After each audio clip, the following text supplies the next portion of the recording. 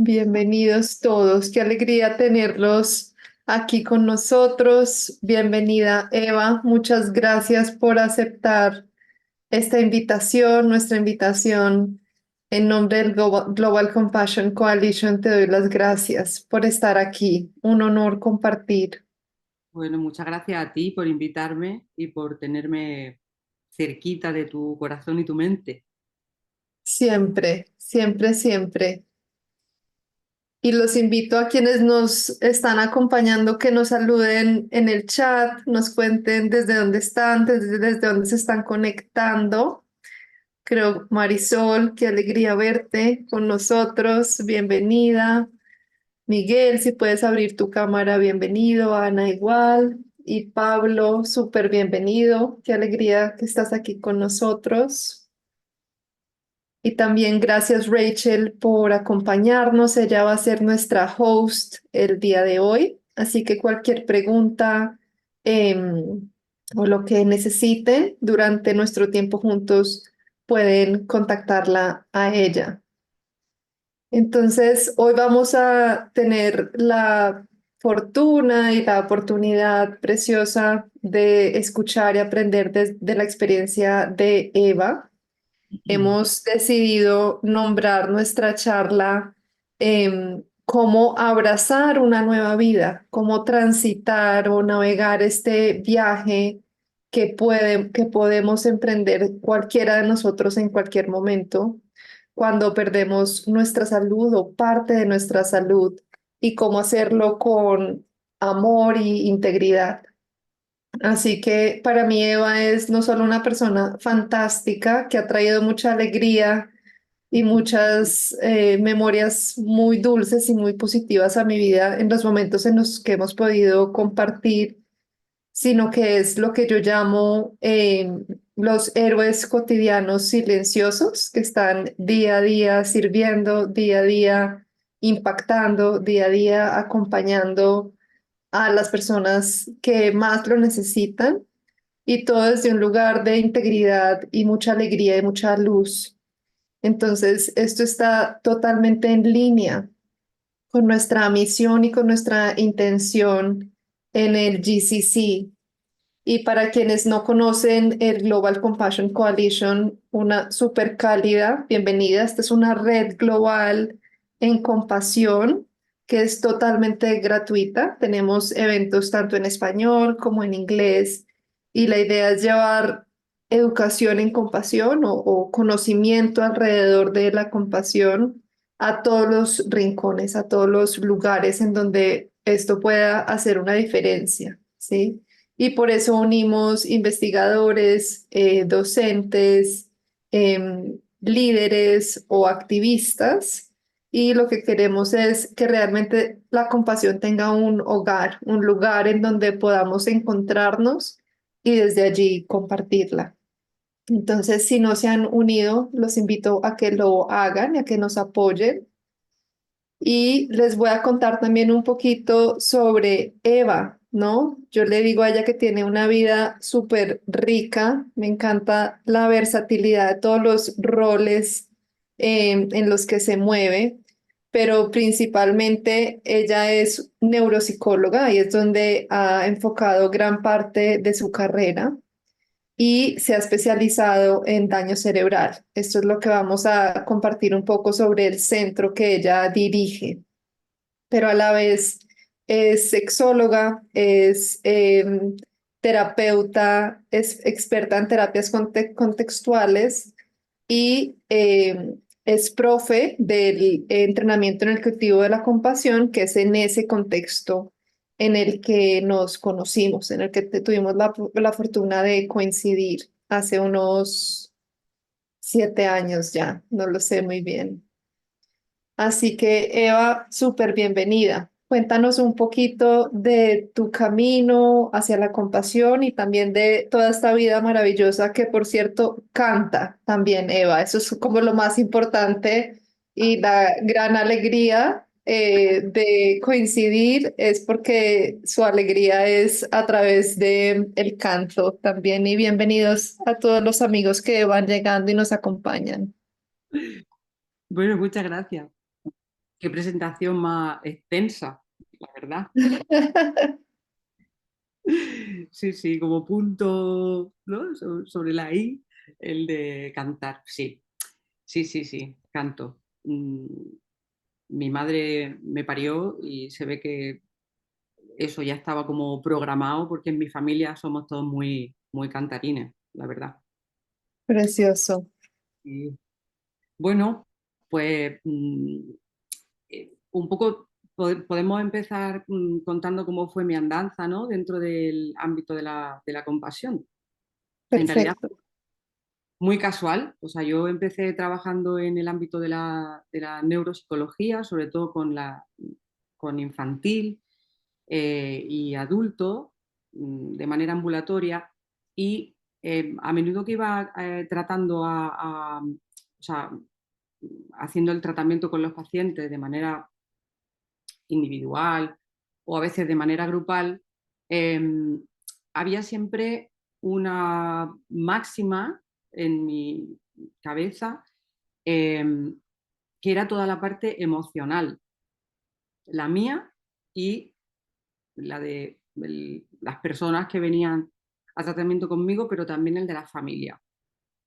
Entonces, siempre tenía como una parte que en la época en la que yo empecé a hacer neuropsicología se abordaba mucho más lo cognitivo y se dejaba un poco lo emocional.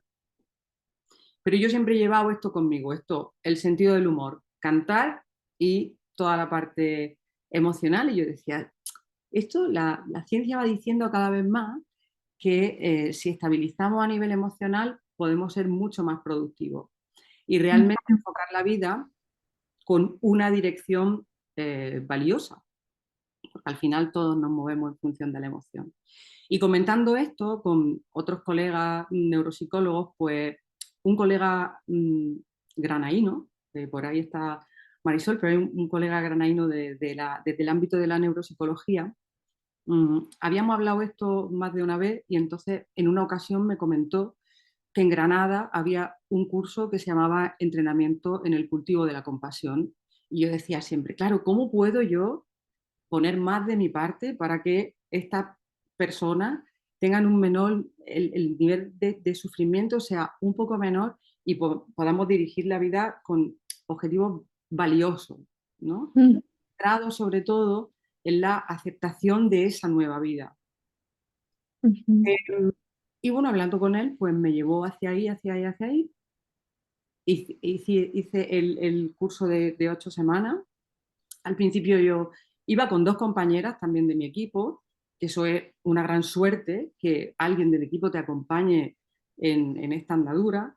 Y, y la sorpresa cuando empezamos a hacer el curso era que no era para aplicarlo a las personas con las que trabajábamos, sino que era para aplicarlo a nosotros en primera persona. El primer zasca que me llevé fue ese y además me pilló en un momento crítico de mi vida porque mi padre estaba en un proceso un poquito complicado de enfermedad. Entonces, a partir de ahí, eh, empezamos a descubrir todo lo valioso que tenía en cada una de nosotras y a pensar cómo eso podíamos ampliarlo para que el resto del equipo se hiciese eco de todas las bondades que tiene enfrentarse a una situación difícil desde esta mirada. Entonces, el primer paso fue que es el profesional el que tiene que empezar la andadura para enfrentarse al sufrimiento de cada día.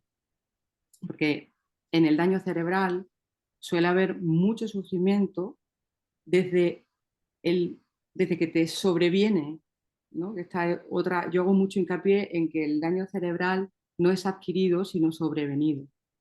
En realidad sobreviene a tu vida. ¿No? No adquiere, la persona no adquiere nada, yo no adquiero nada si tengo un ictus, sino que me sobreviene. Así es. Claro, y cambiar también esa palabra es importante porque yo estoy aquí como un ente pasivo y que viene la enfermedad a mí. ¿No? Eh, Y en este proceso, yo cuando doy clase a los futuros neuropsicólogos siempre intento plantear que cuando una persona sufre un daño cerebral, pasa de ser una persona con una vida estructurada, valiosa, futurible, a de repente ser un paciente encamado, anónimo, con una familia que también sostiene esta misma situación, Mm, eh, y que eso te lleva a colocarte en la vida de una manera diferente, porque pierdes mm, absolutamente todo, o casi todo. Es cuando todo se derrumba, ¿no? ujú, De Macho Dron y dice, bueno, pues cuando todo se derrumba, a ver hacia dónde parto. ujú, Y hay algo que es muy complicado, que es colocarte al otro lado. Como profesional, creo que cuesta mucho el colocarte al otro lado de verdad, ¿no? Yo siempre he dicho que en esa parte empática, yo al principio utilizaba el sí, sí, yo te entiendo, sé lo que estás pasando, ¿no? Y mm, después de todo el proceso del entrenamiento en el cultivo de la compasión, dije, no, no sé lo que estás pasando, no mm, lo sé, no puedo ponerme en tu piel, a menos que haya pasado algo parecido en mi familia y tampoco sería más mm, consciente del sufrimiento que sobrelleva esa persona. A partir de todo esto también dije, bueno, esto me lo quedo yo, pero tengo que hacer algo para formarme de alguna manera para yo colaborar en que otra gente, otros profesionales se puedan beneficiar de esta mirada. mm, Y así fueron mi comienzo en toda esta andadura. mm, No sé si mm, a partir de aquí esto se implantó de alguna manera en el centro, aunque, bueno, el centro es un centro de día que ujú, pertenece a la Junta de Andalucía y que está físicamente dentro de la universidad de Andalucía. ujú, Pertenece a un centro de investigación más grande que se llama CIVIS. Entonces también hacemos una labor de investigación con transferencia a la sociedad, o sea, un poco de bienestar y de mm, favorecer la inclusión. mm, Em, a partir de aquí yo tengo la gran suerte de que el equipo con el que trabajo tiene esta misma mirada y mm, nos hemos ido formando, aunque yo he contribuido de alguna manera a que pueda haber esta mirada, pero el resto del equipo participa también de la misma tendencia, ¿no? El, ujú, el considerar a la persona o el sufrimiento y la persona como el eje principal del tratamiento y de enfrentarte a una situación tan nueva en la vida.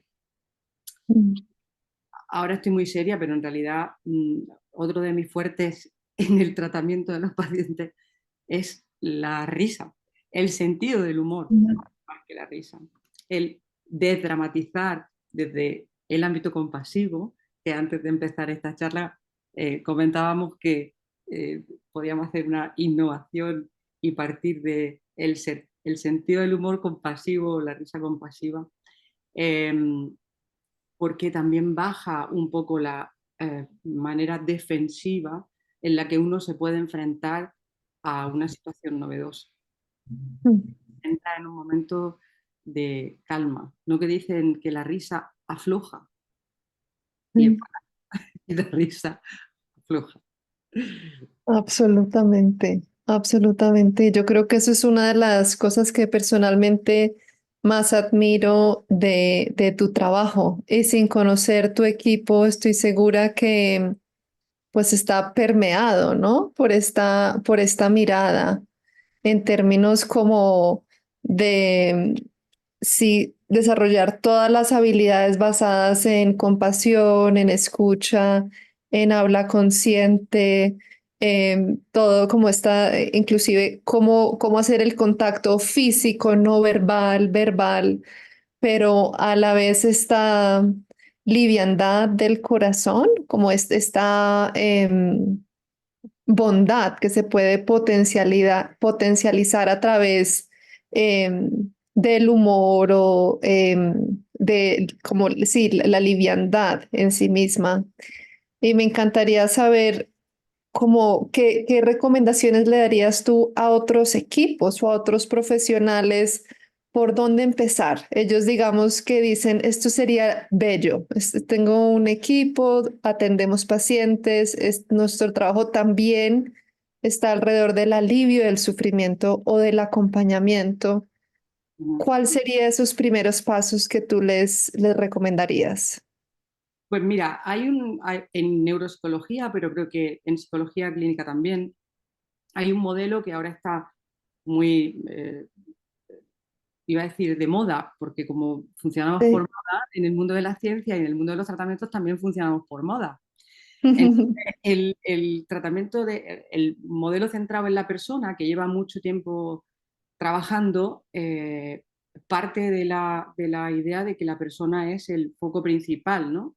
Durante Ujú, otras épocas, el profesional, digamos, que era como el eje principal porque era el que tenía la sabiduría, la experiencia y tal, pero en realidad no puedes empezar un tratamiento si no conoces la experiencia y la vida de la persona que tienes enfrente y cuál es su dirección valiosa, ujú, porque mi dirección valiosa en cuanto al tratamiento o al plan de acción, digamos, con respecto a la persona que ha tenido un daño cerebral puede ser una, pero a lo mejor no tiene ningún interés para la persona que tienes enfrente, ¿no? Yo recuerdo que en los comienzos utilizábamos muchas fichas, muchas cosas relacionadas, que sí con el sumar, con restar, con buscar tal similitudes y tal, ¿no? Y yo me planteaba, si yo en algún momento tengo un daño cerebral, a mí que no me pongan a aprender tablas de multiplicar o a buscar sinónimos porque no es mi fuerte. Por favor, que alguien me ponga a cantar. Que, o sea, porque esto es algo valioso en mi vida, ujú, o que alguien me cuente algo divertido para que yo pueda eh, practicar esto del sentido del humor y salir hacia a flote, ¿no? ujú, Entonces hay un cambio de mirada, que ese es el de el modelo centrado en la persona. Luego hay otro que sería eh, el enfoque transdisciplinar, que no ajá, multidisciplinar ni interdisciplinar, sino transdisciplinar, es decir, donde el objetivo o digamos, lo valioso de la persona está en primer plano y somos los profesionales los que entramos al trapo ahí. Pero ujú, todos tenemos conocimiento de cuáles son esos valores importantes para la persona. Por lo tanto, desde fisioterapia eh, hay una mirada neuropsicológica, desde la neuropsicología hay una mirada fisioterápica, desde la logopedia, es decir, todos sabemos un poco de todo porque en realidad ujú, nuestro trabajo está al servicio de los valores fundamentales para que la persona pueda construir una vida valiosa. Es verdad ujú, que yo creo que el primer paso es que la mirada, que haya una revisión del profesional. O sea, ujú. los profesionales simplemente tenemos conocimiento que hay otra persona que no tiene. Pero en Sí. realidad, mi conocimiento aplicado al valor o a los objetivos de alguien es una mera herramienta para que esa persona pueda conseguir algo. Por lo tanto, yo soy una herramienta Ujú, y estoy al servicio. Y no sé si todas las miradas a nivel de profesionales eh, se construyen o están ahí, ¿no? ujú, Por lo tanto, yo creo que el primer paso, uno de los primeros pasos sería esa mirada del profesional, de esa construcción compartida, de que mi sabiduría la cedo para compartirla con otro y que ese otro conmigo y que ahí el objetivo principal es que sostener o acompañar o amortiguar el sufrimiento de esa persona, de esa familia y sobre todo darle herramientas suficientes para que sea independiente y autosuficiente. No tener una mirada de incapacidad, sino la de capacidad. Es decir, no mueves el brazo derecho, pero sí el izquierdo. Por lo tanto, nos podemos centrar en ambos, ¿no? Y hacer también la intervención del que no hay movilidad, pero no centrar únicamente, sino en ofrecer herramientas para que la persona sea autónoma. Y luego hay otra cosa fundamental que es la paciencia, la confianza, la coherencia y el respeto. A veces ocurre con algunas de las personas que tienen dificultad, por ejemplo, en el habla, nos ocurre, yo no sé si a los españoles o esto pasa en todo el mundo, pero esto parece que si al extranjero le hablas más alto, ¿no? Sí, sí, por allí a la izquierda, parece que te va a entender mejor, pero en realidad no te va a entender mejor, te va a entender igual. O sea, elevar el volumen para que alguien que tiene dificultad en el habla te entienda no tiene mucho sentido. O, sobre todo, dignificar y no deshumanizar. Pero yo creo que a veces los profesionales entramos tan de lleno en lo que estamos haciendo y estamos también tan acostumbrados a enfrentarnos a este tipo de situaciones que yo me he visto en situaciones de deshumanización, yo, mía, hacia las personas con las que estoy eh, acompañando, ¿no? Esto también pasa con los adultos mayores, o sea, con los viejos y con los niños. También ocurre. O el quitar la voz, ¿no? El hacer la pregunta a la persona que ha sufrido el daño y que responda a otra persona por ella. Ahí entra esa parte de paciencia, es decir, voy a estar aquí hasta que con el lenguaje que ahora mismo controlas seas capaz de comunicar conmigo. Y diferencio comunicar de hablar, porque hablar es una cosa y comunicar es otra. Entonces, lo que al final tenemos con personas que incluso no tienen nada de lenguaje es una comunicación excelente. Pero creo que esos tres pasos, ¿no? El paso de que el profesional revise con honestidad y con humildad y trabajar mucho la paciencia, la coherencia y el respeto básicamente al otro. Precioso. Esto es una receta, no sé si la receta para preparar el plato, pero... Y luego es verdad que lo del sentido del humor sale de manera natural. Yo siempre digo, si el sentido del humor aflora, cógelo. Si no, Sí, trabájalo, que eso también, ¿sabes? Igual que la creatividad se trabaja, el claro. sentido del humor en ese acompañamiento también se trabaja. Mi forma de conectar es esa. Ujú, ujú. Bueno, claro, tú lo sabes de primera Lo mano. sé muy bien. De primera mano, de primera mano. Maravilloso. Así que te escucho decir, si el sentido del humor surge, como que recíbelo, tómalo. Y si no surge, cultívalo, invítalo a tu vida, que así como se cultiva la creatividad, también se puede cultivar esa mirada más liviana y más ligera, sobre Sí, todo cuando estamos enfrentados a tanto sufrimiento todo el tiempo. Mm, hay que descargar peso. mm, mm, Y hace poco hice un taller de sentido del humor con, con las personas que acuden al centro. Acuden 20 personas que el rango es entre 16 y 65 años. Y ujú, en realidad yo dirijo el centro, pero soy la monologuista. Y yo llego ahí y entonces, en fin, vamos. ideando, pero estuvimos hablando del sentido del humor precisamente claro, porque se produce mucha tristeza y mucha rabia en el hecho de no poder. Y Mm, hay un paso que es la aceptación, mm, que también es un pilar fundamental. Claro, aceptar esa nueva vida en la que tenemos que navegar es un escalón grande eh, para subir. Y, y sí, el sentido del humor hace muchas, muchas, muchas bondades mm. para trabajar la aceptación.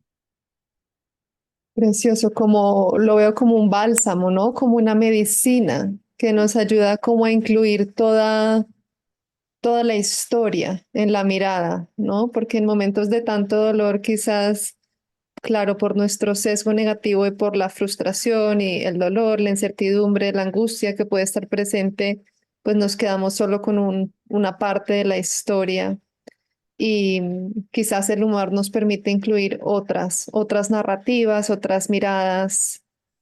Y quiero centrarme también en esto que hablas como antídoto, tanto para el profesional como el paciente, que es una vida valiosa. Ujú. Em, y como si esto fuera también como una herramienta que nos conecta con lo que es significativo y como es de único, ¿no? Como cada persona tiene algo que le da valor o sentido a esa vida valiosa. Cuéntanos un poquito más de esta mirada o esta invitación. Claro, una mirada de una vida vivida con sentido, teniendo en cuenta que el sentido de tu vida ya probablemente depende de la gravedad, también del daño cerebral. Yo estoy hablando de mi experiencia directa y lo que las personas que vienen a nuestro centro tienen eh, secuelas graves después del daño. O sea, es verdad que hay diferentes niveles, pero desde mi experiencia, el tomar sentido cuando tú eras una persona trabajadora y ya no lo eres, cuando a lo mejor tenías pareja y por lo que quiera que sea, ahora tampoco la tienes. Encontrar sentido tiene que ir en función de lo que la persona vaya sintiendo y los objetivos que se vaya marcando. Por eso es muy importante marcar los objetivos de trabajo con la persona, porque la motivación, y esto tiene que mucho, mucho que ver, y la ciencia lo dice, ¿no? O sea, aquí la motivación tiene que ser intrínseca, o sea, para que yo pueda tener la iniciativa para empezar a trabajar en mi propia rehabilitación y argumentar, pues tiene que tener un sentido y un objetivo, ¿no? Tenemos que navegar con una hoja de ruta que a mí me haga sentido. Y a lo mejor, pues, nosotros a lo mejor utilizamos, eh, uy, perdón, Tranquila. es que no sé, a ver, es que hay una llamada, es que ahora no os veo, un momento, aquí estamos. Aquí estamos. Sí, nosotros, por ejemplo, tenemos talleres de cocina que, bueno, pues se suman las personas a las que les llama la atención la cocina. No se instaura un taller de cocina para todo el mundo porque todo el mundo, o si se hace así, cada uno participa en la manera que puede participar en ese taller de cocina. Pero si no es relevante para tu vida cocinar, pues a lo mejor no tiene que estar en tu hoja de ruta. A lo mejor en tu hoja de ruta sí que es importante recuperar porque tú cantabas o tocabas un instrumento o te gusta la poesía y te encantaría recitar. O, pues nosotros, por ejemplo, tenemos a una artista, escultora y pintora que, bueno, llegó al centro sin esta capacidad mm, de pintar porque estaba por ahí escondida, pero poco a poco ha ido cambiando y la evolución ha sido bestial, porque se le da permiso para que lo haga. Quiero decir, un permiso consentido. Ahora que hablamos mucho de los consentimientos, sobre todo en Sí. el ámbito de la sexualidad, pero ese no lo vamos a tocar. Porque claro, nosotros, claro, esa parte también es súper importante para mejorar la calidad de vida de los pacientes, porque es un ámbito más que además se trata muy poquito. Ujú, Que si en nuestra sociedad no enferma o no con dificultades, el tema de la sexualidad ya supone un escollo o un tabú o, ¿no?, un ujú, prejuicio, pues en el ámbito de la discapacidad más, ¿no? Y aquí en ese ámbito igual, o sea, yo puedo preguntar de todos los ámbitos en los que se trabaja si para alguien tiene sentido eh, hacer una intervención a nivel de sexualidad, pues se van a proporcionar todas las herramientas necesarias para que esa persona pueda conseguir su objetivo. Trabajando también en la frustración, porque también es posible que tú quieras conseguir el objetivo y que el objetivo ujú, no tenga mucho éxito, pero en eso nos centramos, en esa... Vuelvo a repetir que tiene que ser el equipo entero el que trabaja, ujú, porque los objetivos se marcan, se pueden marcar desde el ámbito, por ejemplo, de la logopedia, pero el resto del equipo sabe cómo nos tenemos que dirigir a esa persona, de qué forma, para que eso sea mm, algo también valioso para la persona, la comunicación. Si no, yo creo que no hubiésemos conseguido, o no se conseguiría en general en este tipo de intervención, eh, que la gente pudiese, que la gente pudiese comunicarse sin necesidad de hablar. ujú, Sí, paciente. Y no voy a hablar ni de tecnicismo, ni de términos, ni de nada, pero si con nosotros hay una persona que, por ejemplo, en su lenguaje ahora mismo o la afasia hace que solamente pueda decir terotero, por ejemplo, todo va a decir terotero, ¿quieres pan? Terotero, ¿quieres tal? Terotero y formula la pregunta únicamente con terotero, tero, terotero, tero. O sea, una buena entonación, un buen tal, pero no saben muy bien lo que quiere decir, pero se comunica. Y nos teníamos a una persona, no tenemos varias, ¿no? Pero había una persona concretamente que se comunicaba de esta manera y que era nuestro reportero. O sea, era el periodista del centro. O sea, era el que nos tenía informado de todas las cosas. De quiénes eran los pacientes que salían, de quiénes eran los que entraban, de si aquel tenía frío. Estaba atento a todo y nos comunicaba todo, pero sin lenguaje. mm, O para él era valioso estar en el pasillo y controlar lo que hacía la gente, picam, picam, picam, picam. Lo invitábamos a que viniese a las terapias y él venía a las terapias grupales, pero decía, aquí no estoy yo muy tal. Y salía, vigilaba, controlaba, tal. Él tenía su función, él tenía su sentido en este tipo de tratamiento. precioso, precioso. Entonces estamos viendo que esta idea como de la atención centrada en el paciente, como para rehumanizarlo, comprenderlo, conocer su historia y ver que es valioso para él y una buena comunicación entre el equipo para estar al servicio de ese motivo o ese objetivo que es muy personal y muy único, como en el tejido de esa vida o de esa historia o de esa situación se Ujú. expresa de una manera única.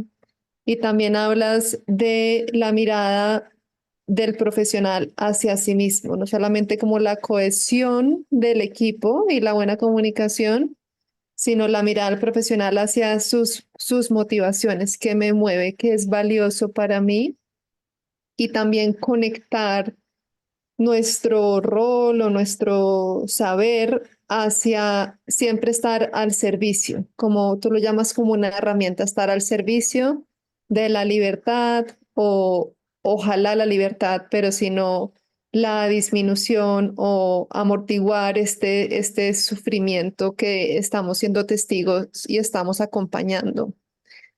Y en ese orden de ideas, ¿cómo llamarías tú o cómo verías tú este arte? Porque para mí lo que haces es un arte y lo que tu equipo y todos los equipos en el mundo que se dedican realmente a acompañar es cómo rescatar esa luz de la esperanza en los momentos más difíciles. Entonces, el paciente todavía no la puede ver. Digamos, él está en medio de su duelo, de su dolor, su familia está en medio del impacto del duelo y el dolor.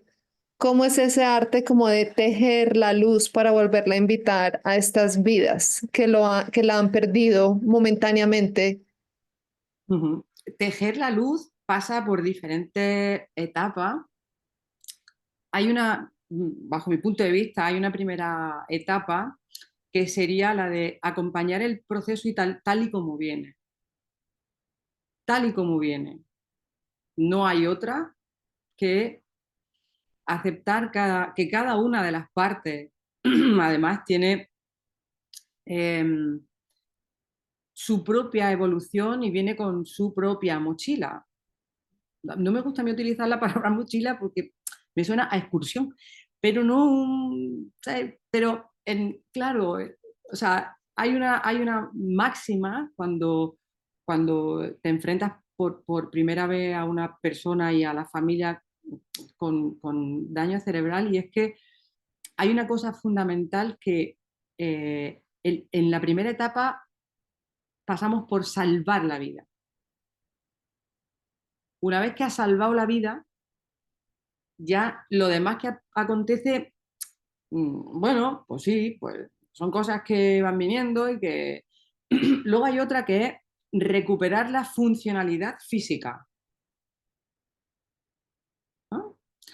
Lo cognitivo también está presente y está ahí, y lo emocional también, pero es como que primero hemos salvado la vida, ahora vamos a ver si podemos hacer control de esfínteres, si podemos movernos, si podemos comer, y son como pequeños pasos para construir esa vida con sentido y esa vida independiente, que van, por un lado, perdón, sería la de la propia persona que ha sufrido el daño.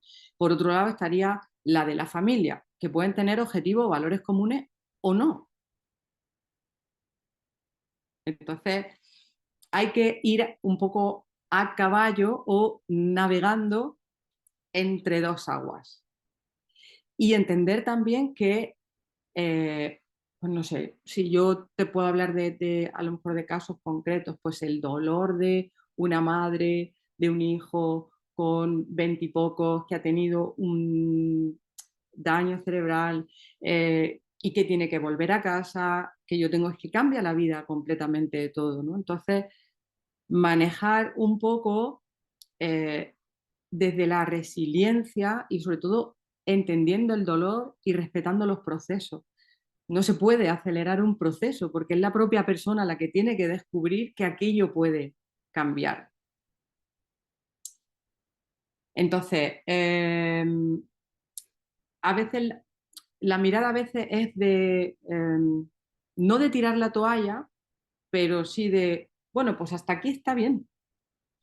Ya, pero a lo mejor hasta aquí está bien, pero si tú y yo podemos seguir creciendo, eso de ponerle un tope, por ejemplo, a la intervención en cuanto a la rehabilitación, pues no sé yo, si yo puedo, si yo tengo, creo, que todavía tengo capacidad de aprendizaje, creo que mis neuronas todavía funcionan, las tuyas también, pues las del resto del mundo también. Entonces, es seguir avanzando en los cambios, pero sobre todo yo creo que es respetar mucho los tiempos. A mí me parece importante respetar los tiempos y sobre todo que la persona se sienta entendida y acompañada. Es verdad que para mí, antes lo comentaba al principio, para mí es fundamental decirle, mira, no tengo ni idea, ¿eh? Del sufrimiento por el que puedes estar pasando. Es que o sea, se me ponen los pelos de punta cuando lo digo porque no me hago una idea de lo que esto puede suponer en tu vida. Pero yo también he pasado malos momentos. Y a lo mejor desde ahí podemos conectar de alguna manera con tanto el sufrimiento de la persona que llega como el de la familia desde un primer momento. También es verdad que nosotros desde nuestro centro somos privilegiados porque tenemos mucho tiempo. Y esto cuando la intervención a lo mejor se hace desde otro ámbito en la salud, no hay tanto tiempo. Pero a lo mejor podríamos revisar y decir poco tiempo, pero de una mayor humanización o de un mayor tender hacia un hilo que sea valioso tanto para el paciente como para la familia. Mm. Yo creo. Pero acompañar siempre es desde mm, la calma, la humildad por encima de todo, eh, y luego el acompañar ese sufrimiento sabiendo que no vas a poder llegar a entender del todo mm, Mm. cómo se siente, ¿no? Cada uno de ellos. No sé si me he Mm. ido por la rama. ¿He respondido? Es que a veces digo, me he ido. Sí. Estoy Te en sigo, mi te propio sigo, te sigo. Ah, Porque además creo que nos has dado como la clave, ¿no? Para este arte de tejer la luz es a través de quedarnos con la oscuridad mientras la oscuridad está presente, ¿no? Como un poco estás triste, estás frustrado, voy a acompañarte en esa tristeza y en esa frustración tal y como estás, sin querer, sin pretender sacarte de ahí, o como que yo tuviera el ritmo, conocimiento de tu ritmo interno, sino respetar ese ritmo tal y como está. Entonces hablas como de esa espaciosidad para permitir que las cosas estén como estén y sean como sean y que contraintuitivamente ahí surge la luz, ¿no? Como que contraintuitivamente la luz o la esperanza o la compasión, como queramos llamarlo, que es como esta posibilidad, ¿no? Esta posibilidad de, estando las cosas como están, con la dificultad presente, poder traer algo adicional, algo nuevo, algo diferente. totalmente. Además, partimos también de la idea de que esa incomodidad va a estar porque forma parte de la vida. Así Está en es. diferentes niveles, pero forma parte de la vida. Y eso no puede hacer que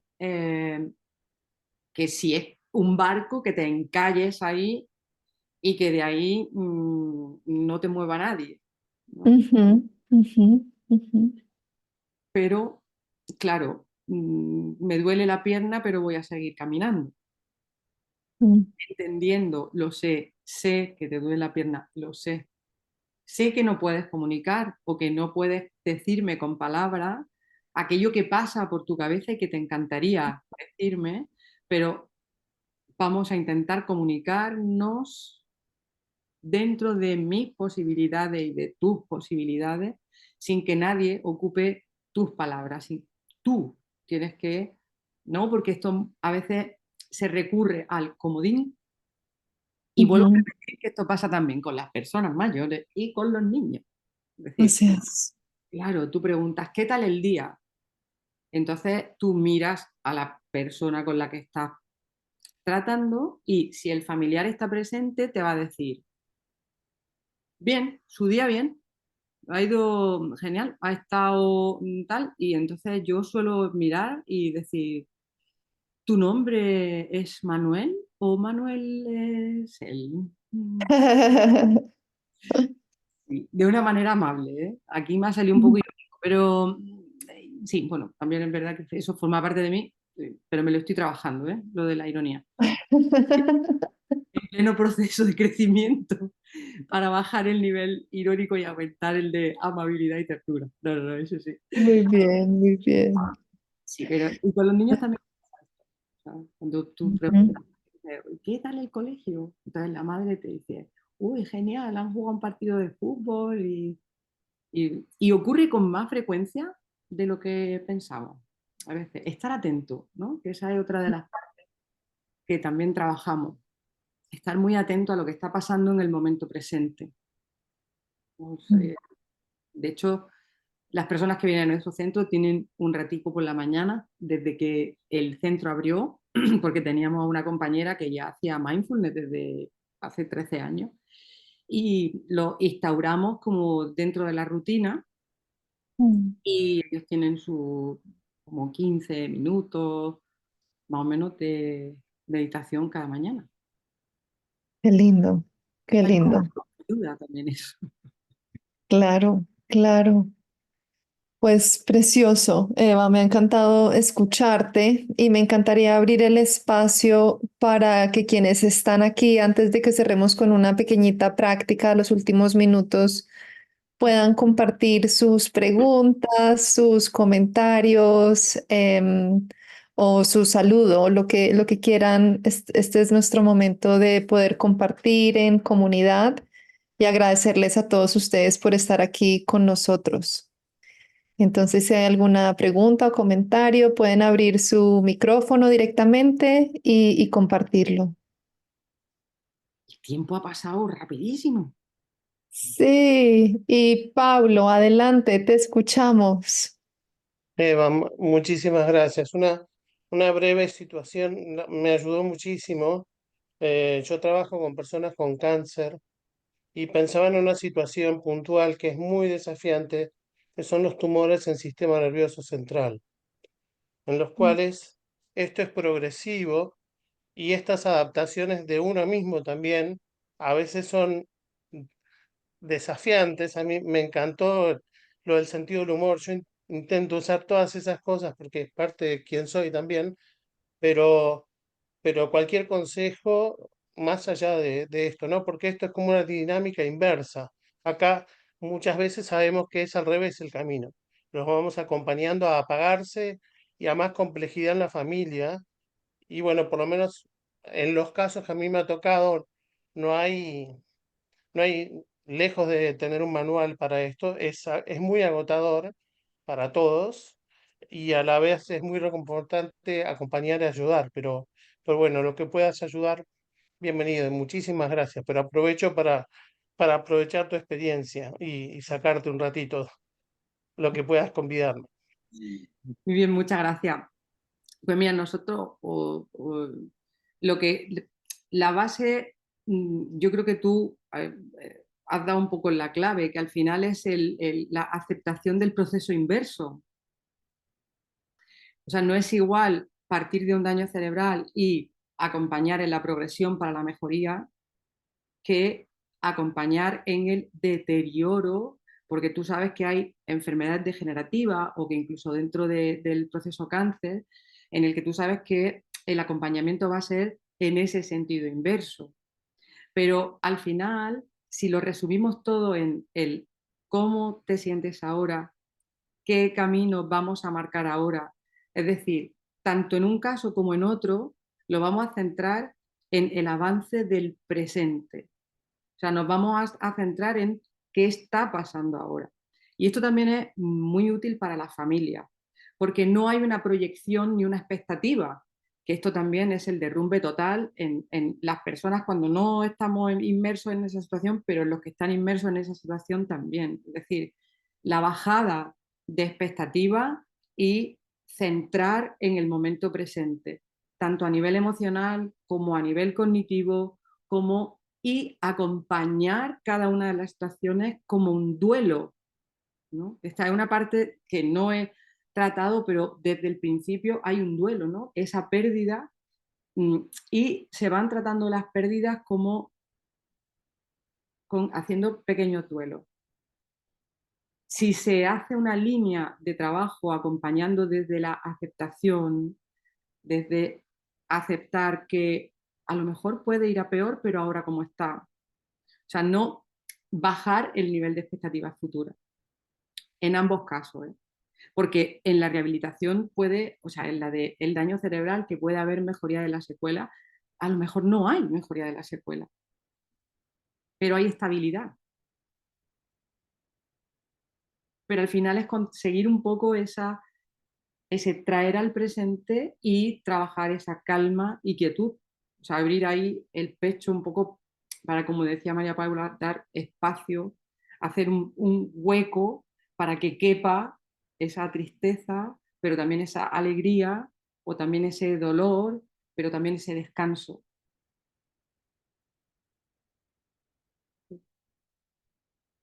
Muchas gracias, Pablo.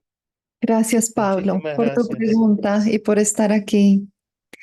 Y tenemos otra pregunta también en el chat de Mariela. Mariela, si quieres abrir tu micrófono, adelante, te escuchamos.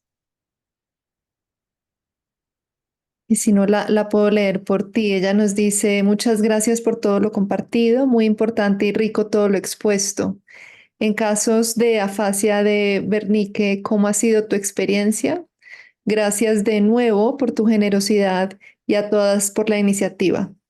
No te preocupes, Mariela, la hemos leído y Eva te va a contestar. Pues mira, mi experiencia con pacientes que han tenido Wernicke, aunque no, yo creo que puro, con un Wernicke raro, ¿no? Pero con mixto, en el que la comprensión y la fluencia es complicado.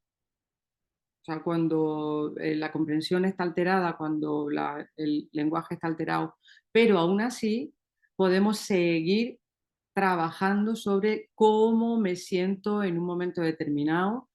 Mm,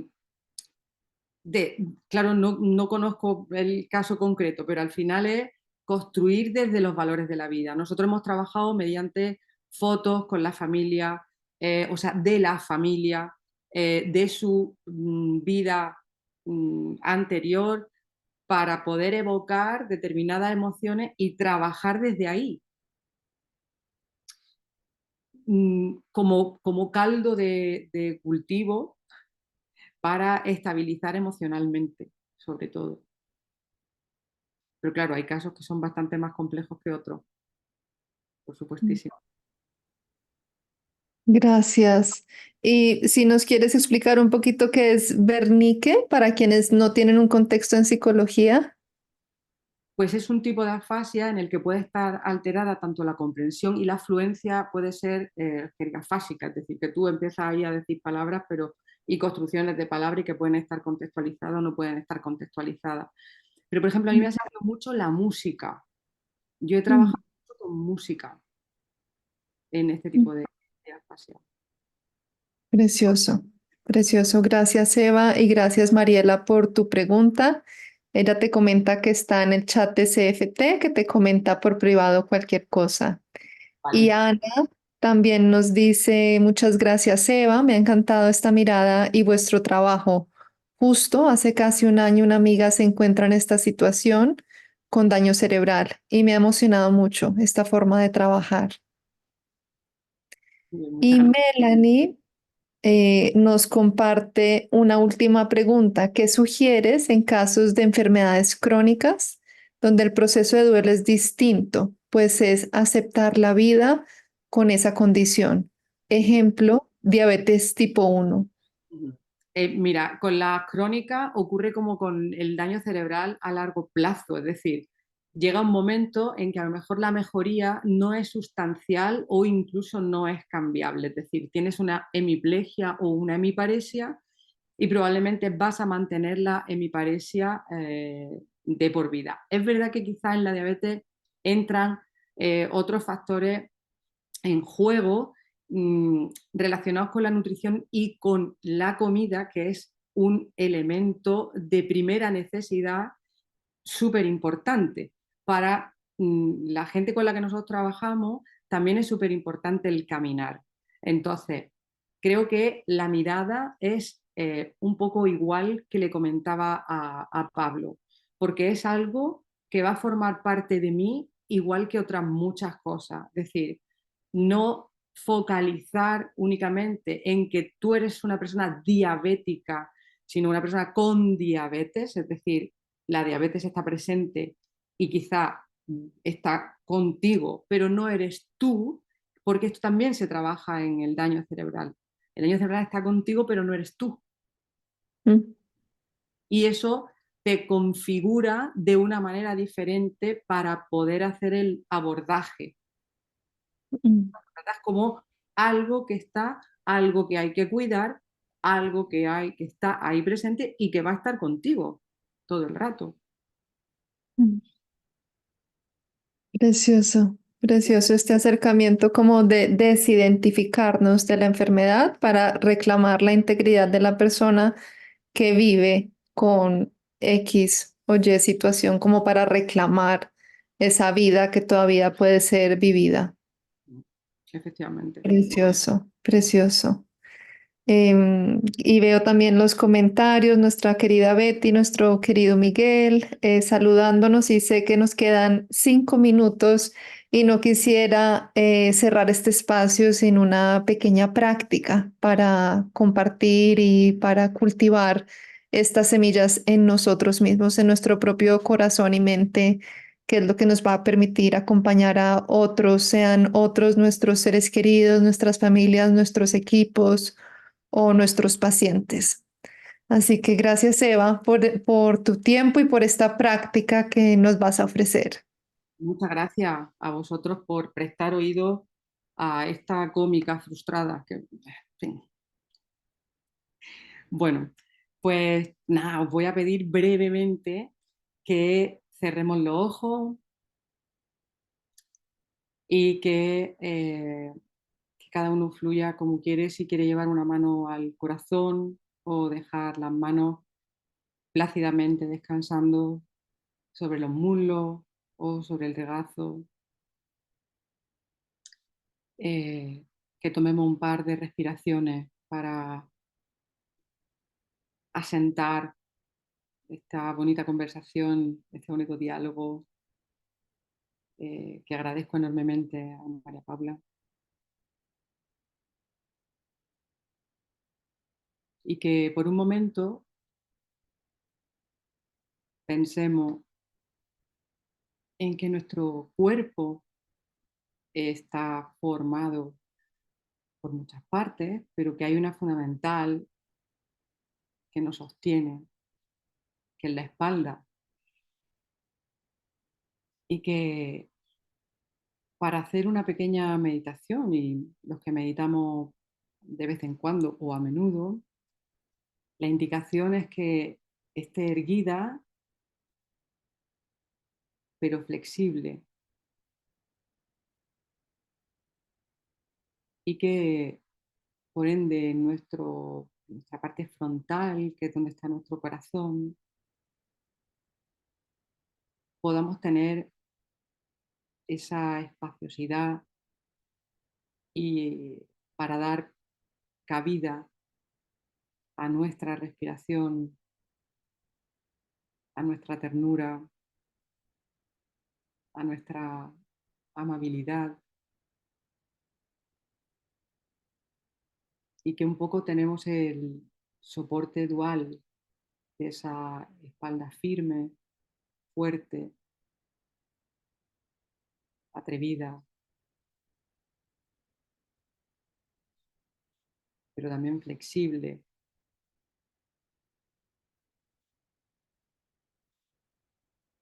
y que acompaña de alguna manera a ese corazón suave, abierto, cálido,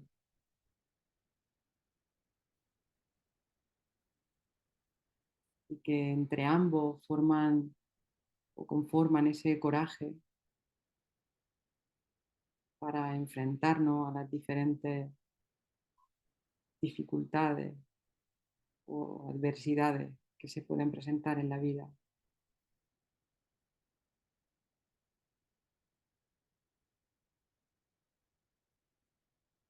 Y podemos mantener una especie de mantra que hable de esa espalda erguida, fuerte y flexible, y ese corazón abierto, amable y lleno de ternura,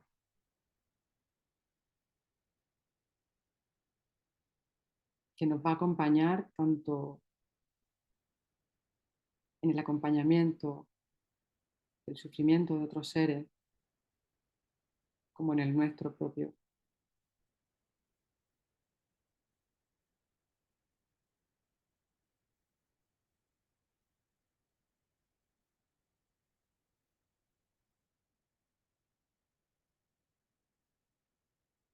Y nos mantenemos en esa sensación durante un par de respiraciones.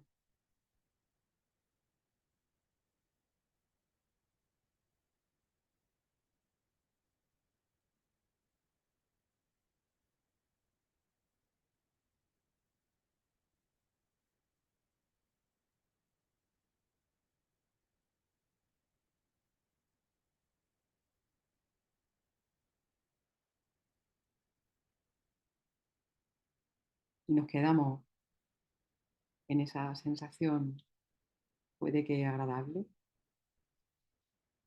y vamos volviendo a la sala para despedirnos.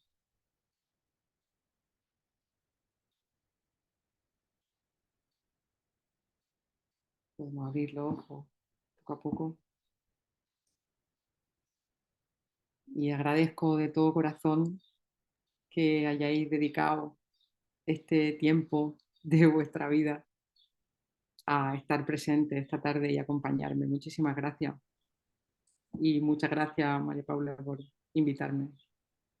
A ti, Eva, a ti por acompañarnos. Para mí hay muchas historias que merecen ser contadas y la tuya es una de esas. Gracias por todo el trabajo que haces en el mundo, haciendo este mundo un lugar mejor, con tu alegría y con tu profesionalismo y con tu bondad. Así que infinitas gracias, es inspirador y refrescante siempre escucharte y espero que haya sido útil para todos los que estamos aquí, también para quienes vean la grabación más adelante. Un abrazo inmenso y que nos vuelvas a acompañar pronto en otra ocasión. La siguiente Podemos, ya es con más sentido del humor y cantando, ¿no? Que está. ya, ese es nuestro siguiente encuentro. Betty nos pone poemas, tú nos cantas y ya está, tenemos nuestra fiesta compasiva.